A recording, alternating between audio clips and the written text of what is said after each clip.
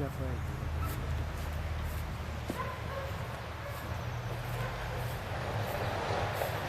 Gabiau senta, matai.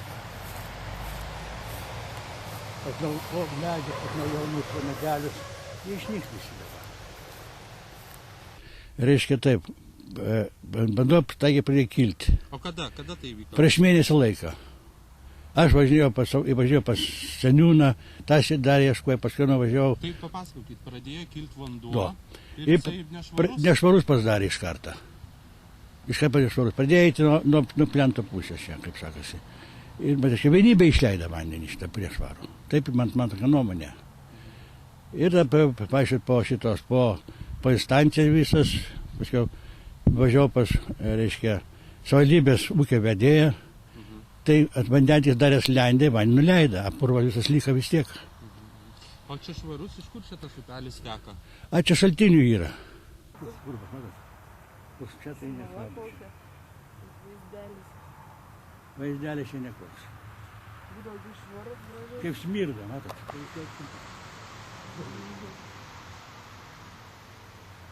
Nieks neįdė. Tai čia vaizdas, tada kaip smagu. Tokia purva viskas čia visą. Kur purvas. O čia vanduo išeina, ten išeina.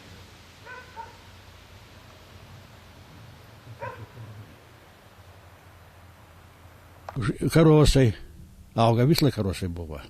Perėję vaikus antis, bančinius, antis nėra, būtų, kol užšala vanduo, neužšala ledas. Antis plaukia, kirgia, dabar nieko nėra.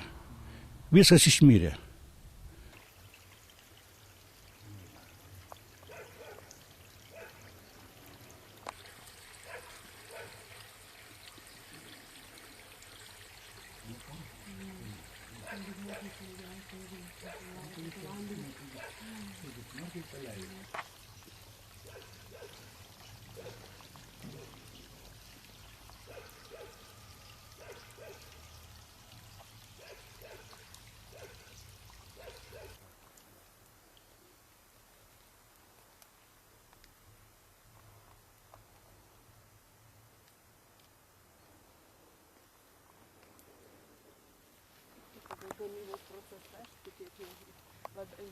Aiškina seniūnas, tai to nerada.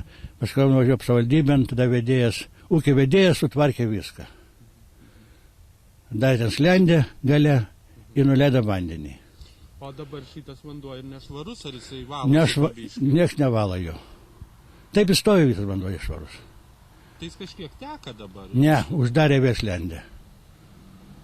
Uždarė slendę. O dėl ko, ką jie sako, dėl ko uždarė? Kad gamta teršia išeina. A čia vanduo buvo švarus, galima vandenį pagerti. Kaip šaltinių vanduo, kaip jis gali būti blogas? Geras vanduo šaltinių. Yra tik šaltiniai, pabiški, būda atideda pabiški. Kada per daug vandens, tada per tą vamzdį ir išeidavo į upę vanduo, švarus vanduo eidavo. Tepalų jokių nebūdavo čia gyvenime.